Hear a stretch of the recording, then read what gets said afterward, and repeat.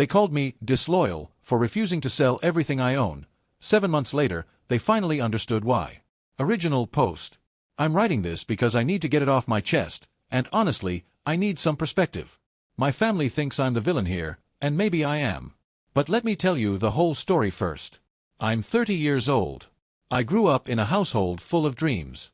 My dad, 58M, always talked about someday. Someday they'd have their own business. Someday they'd be their own bosses. Someday they'd be rich. My mom, 56F, supported every single one of those dreams and added her own to the pile. A cozy restaurant where she'd cook her famous recipes, where family would gather on Sunday nights, where they'd build something that would outlast them. A legacy. I grew up hearing these dreams at every dinner table. When I was a kid, I believed them. I'd picture the restaurant, the warm lighting, the checkered tablecloths, my mom emerging from the kitchen to accept compliments from adoring customers. It felt real because they made it feel real. As an adult, I recognized those dreams for what they were, fantasies that never came with plans. Here's the reality of my parents.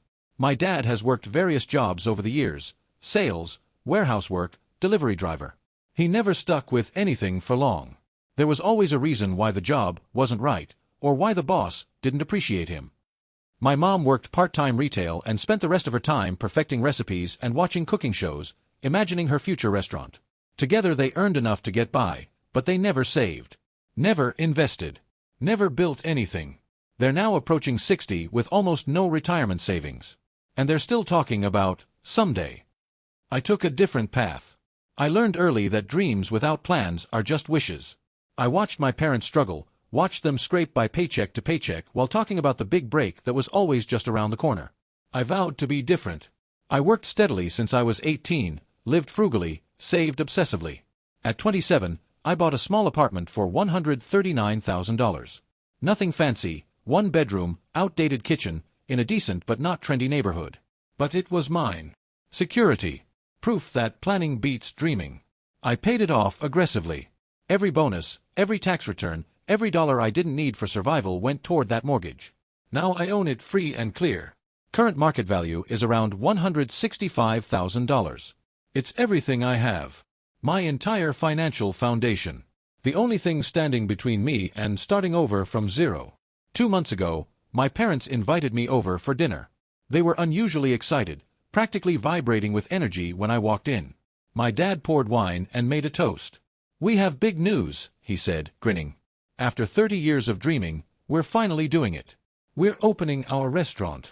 My mom was beaming. "We found the perfect space. A little place downtown. We can already picture it, Maria's Kitchen, serving real home cooking. The kind of food that makes people feel like they're eating at their grandmother's house." I tried to be supportive while alarm bells were going off in my head. "That's exciting," I said carefully. "Tell me more. What's the plan?" Dad launched into it. The location was a small storefront in a strip mall. Rent was $3,200 a month. They'd need about $80,000 for equipment, renovations, initial inventory, permits, and enough operating costs to get them through the first few months. Mom would be the chef. Dad would manage the front of house. They'd hire 1 or 2 servers to help. "We'll be profitable within 6 months, Dad said confidently. "Maybe sooner. Everyone who tastes your mother's cooking says she should have a restaurant." I asked the question I already knew the answer to. "Where's the $80,000 coming from?" My parents exchanged a look. Here it came. "Well," Dad said slowly, "that's where you come in, son. Your apartment is worth what? $160,000? $170,000? If you sold it and invested in the restaurant, you'd be a partner. When we succeed, and we will succeed, you'll get your money back plus 30% of profits. You could make hundreds of thousands over the years. This is an opportunity. For all of us." My mom reached across the table and squeezed my hand. "You could live with us while the restaurant gets started. Save on rent. It would be like old times. Family working together towards something beautiful." I felt the walls closing in. "That's a big ask. Let me think about it." My dad's face darkened slightly. "What's to think about? We're your parents. We're offering you a chance to be part of something special. Do you know how many people wish they could invest in a sure thing with family? We've sacrificed so much for you over the years," my mom added. "All those years of raising you, feeding you, housing you. Now we're asking for help to finally achieve our dream. Isn't that fair? I went home that night and couldn't sleep. Something felt wrong beyond just the size of the ask. So I started researching. Restaurant failure rates. 60% close within the first year. 80% close within 5 years. These aren't pessimistic estimates, they're industry standard statistics. The next day, I drove by the location they described. It's in a dying strip mall with 3 empty storefronts. Foot traffic was minimal. I sat in my car for an hour and counted maybe a dozen people walking by. The nearest competition is a popular diner 2 blocks away that's been established for 20 years. The perfect space they'd found was a recipe for failure. Over the following week, I asked more questions. What's the business plan? We don't need fancy paperwork. We have experience and passion. What restaurant experience? Your mother has been cooking for 35 years. That's home cooking, I thought. Not restaurant operations. What about food costs? Labor laws? Health permits? Marketing? We'll figure it out as we go. Everyone starts somewhere.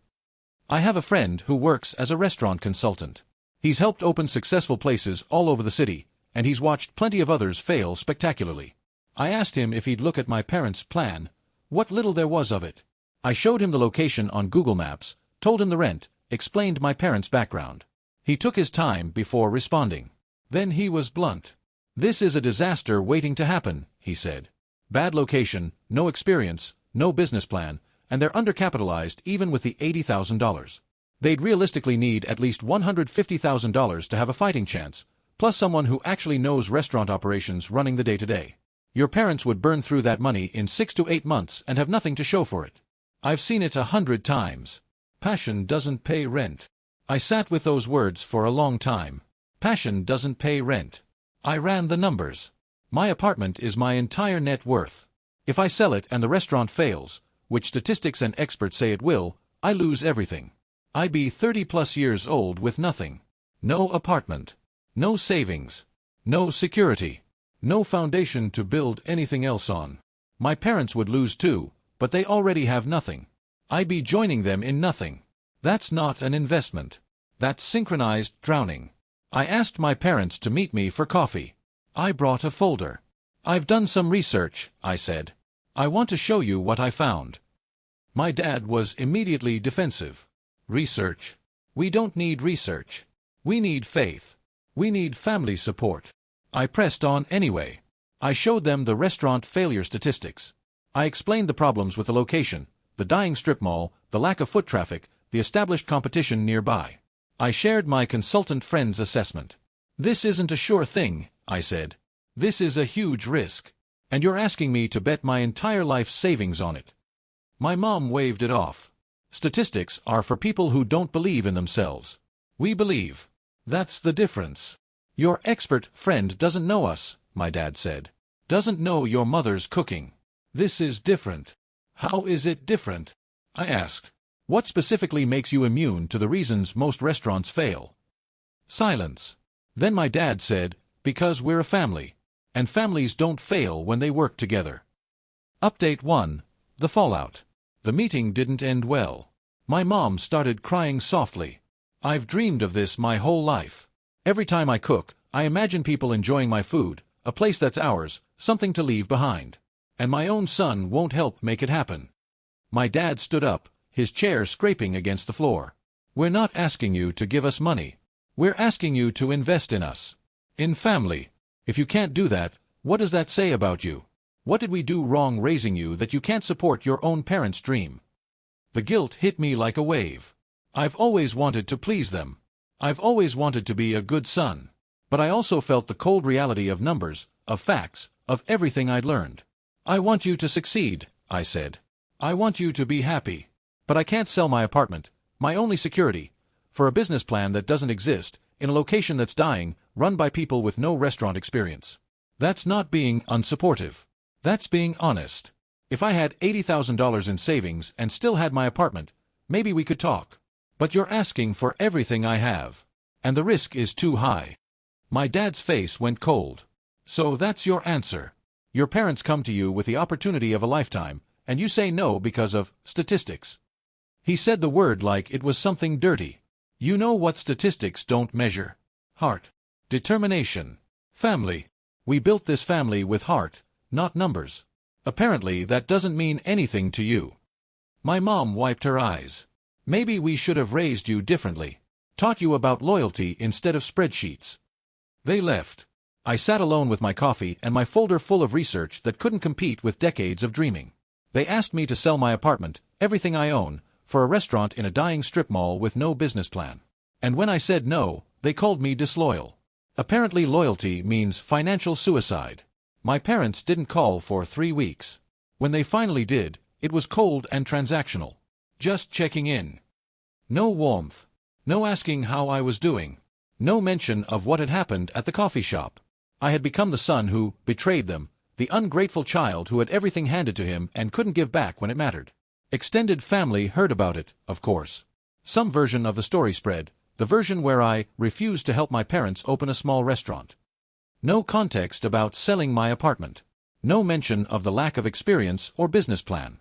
No details about the dying strip mall or the statistics or my consultant friend's assessment. Just, their son wouldn't help them. Some relatives were sympathetic when I explained my side. Others had already made up their minds.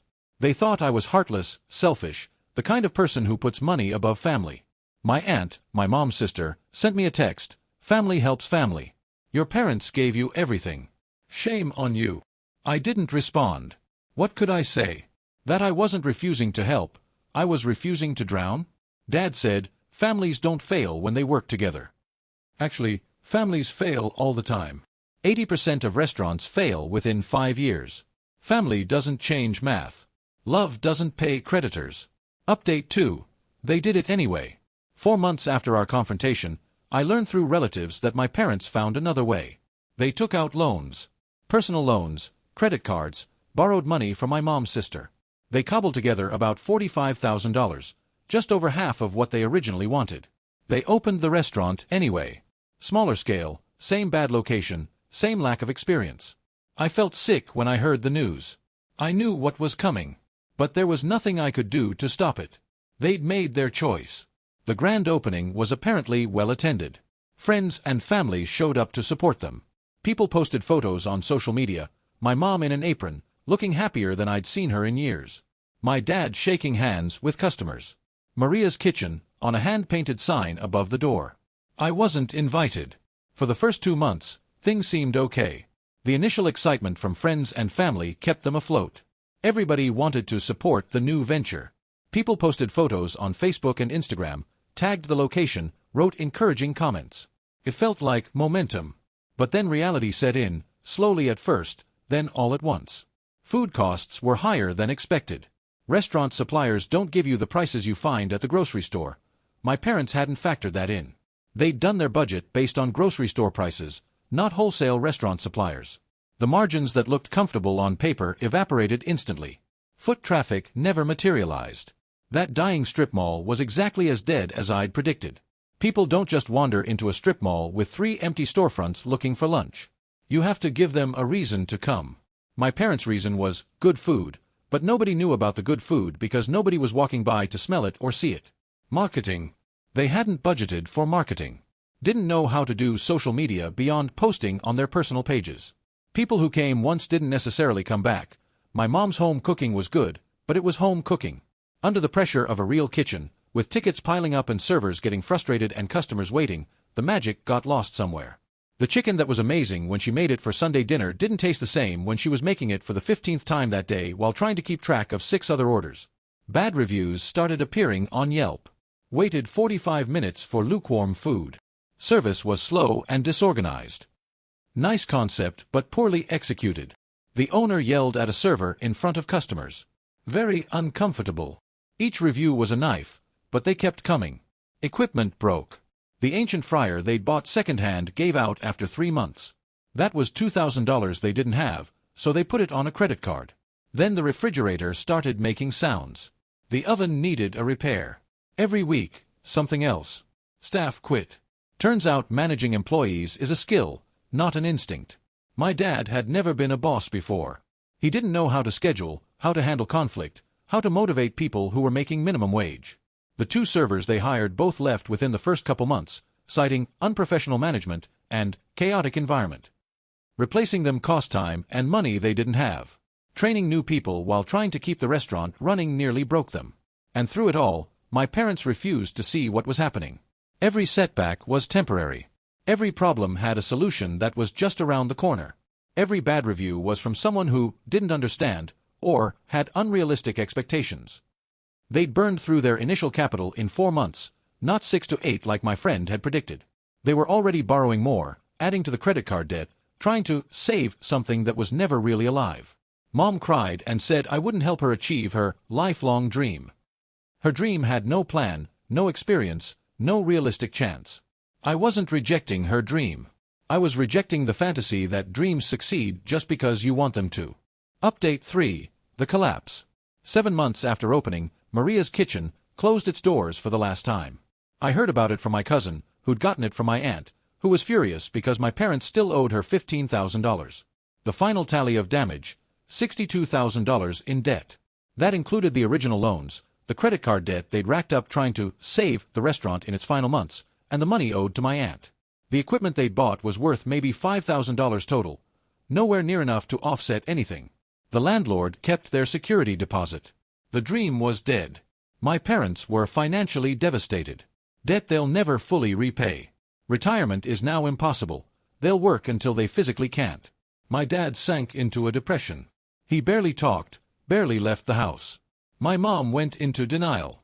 She started talking about trying again when we recover. As if there would ever be recovery. As if they'd learned anything. I watched from a distance, heartbroken but also relieved. That could have been my money. My apartment. My future. Instead it's just my parents' future, which was already fragile.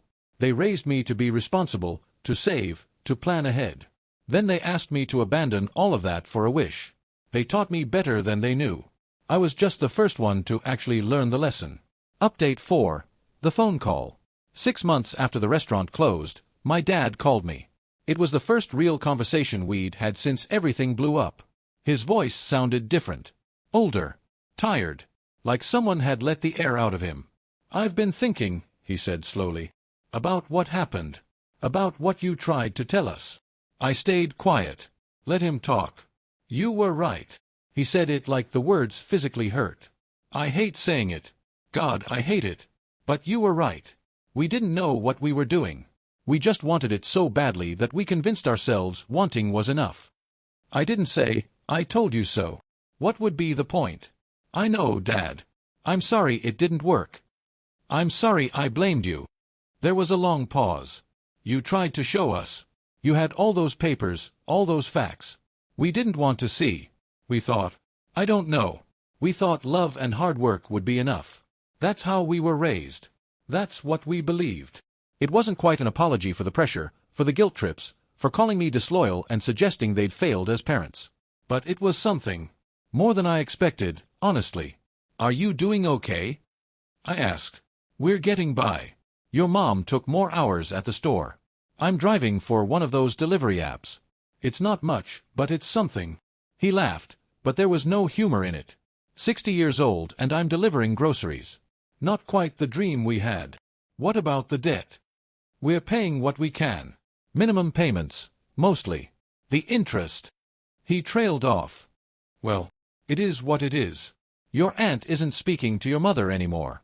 That's been hard on her. They used to talk every day. Now there's just silence. We'll be paying this off for, I don't know, years, probably. Maybe forever. We're trying to refinance some of it, but our credit is shot. Nobody wants to give us any breaks. He was quiet for a moment. Then, your mother wanted me to tell you she's sorry too. She's not ready to say it herself yet. But she wanted you to know. I felt something shift in my chest. Not quite forgiveness, that would take longer, but something like the first crack in a wall that had been solid for a year.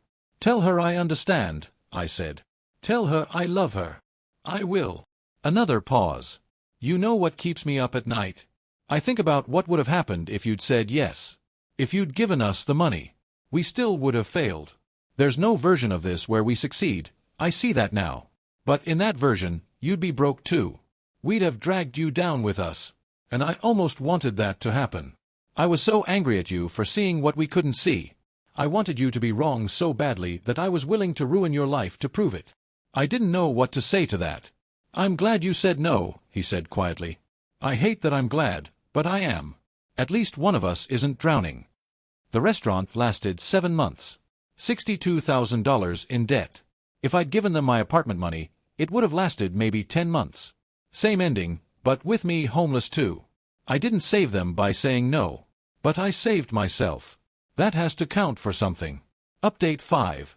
Slowly rebuilding. It's been a year since the restaurant closed. Things are different now. Not fixed. Probably never will be completely fixed, but different. Softer around the edges. I help my parents where I can. I pay their electric bill sometimes. Bring groceries when I visit. Picked up their car insurance payment a couple months ago when they came up short. I'm not wealthy by any stretch, but I have stability, which is more than they have. I do what I can without putting myself at risk. Without giving them everything. They don't ask for more than I offer. The relationship is healing, slowly. We don't talk about the restaurant. We don't talk about the money I didn't give them. It's like there's a room in the house that we all agreed never to enter, a door that stays closed. Maybe someday we'll be able to open that door and walk through all of it. Talk about what happened, what was said, what it did to us. Not yet. Maybe not ever. Some things are better left in closed rooms. Dad finally said, "You were right." Not, "I'm sorry for calling you disloyal," or, "I'm sorry for the guilt trips." Just, "You were right." Apparently being right is my consolation prize for being the family villain. I'll take it. Last month, my parents came to my apartment for the first time since everything happened. It was awkward. My mom looked around at my small space, the kitchen that needs updating, the second-hand furniture, the walls I still haven't gotten around to decorating. I could tell she was thinking about how modest it all is. Probably thinking about how it wasn't worth protecting. How I chose this over their dream. But she didn't say any of that. She just nodded and said, "It's nice. Cozy." My dad sat on my worn couch and looked out the window at the parking lot view. "You've done well for yourself," he said quietly. I couldn't tell if it was a compliment or a concession. My mom had brought food she cooked. Of course she did. She always brings food. Containers of her famous chicken and rice, her homemade bread, a slice of the lemon cake she's been making since I was a kid. Still delicious. Still the best home cooking I've ever had. Still not a business plan. We ate together at my small table. We didn't talk about the restaurant. We didn't talk about money. Just small talk. Weather. TV shows we were watching. A new coffee shop that opened in their neighborhood. Safe topics. Neutral ground. After they left, I cleaned up. Put the leftover food in my fridge. Washed the dishes they'd brought. Looked around my apartment. Still mine. Still standing. I thought about the version of my life where I said yes. Where I sold this place, gave them the money, and watched it all burn down. In that version, I'd be living with my parents right now, broke, watching them pay off debt that used to be my apartment. We'd all be drowning together. United in failure. They wanted me to fund a dream with no foundation. Now they have debt and regret, and I have an apartment and a family relationship that's slowly healing. Sometimes the person who says no is the only one who survives. I used to feel guilty about that. Now I just feel tired. Final thoughts. People tell me I should have believed in my parents. Here's what I've learned. Belief is free. It costs nothing to believe. What they actually wanted was my apartment. My security. My future. That's not belief. That's collateral. And I wasn't willing to be collateral for a dream that had no foundation. The restaurant failed exactly the way the statistics said it would. The experts were right. The location was wrong. The experience wasn't there. Passion wasn't enough. I knew that before they started. They know it now. The difference is $62,000 in debt and 7 months of heartbreak. I still have my apartment. I still have my relationship with my parents. Damaged, but healing. I still have a future I can build on. Some people think I was cruel for saying no. I think I was the only one who could see clearly. And sometimes seeing clearly means standing alone while everyone else chases a beautiful disaster. I chose to stand. I'm still standing. That's not cruelty. That's survival dressed up as a villain in someone else's story. I can live with that. In my own apartment. That I still own. Because I said no. TLDR, parents wanted me to sell my apartment, $165,000, my entire net worth, to fund their restaurant dream. They had no business plan, no experience, and picked a terrible location. I refused after researching everything. They called me disloyal, didn't talk to me for months, found other funding, opened the restaurant anyway. It failed in 7 months. They're now $62,000 in debt. We're slowly rebuilding our relationship. I still have my apartment.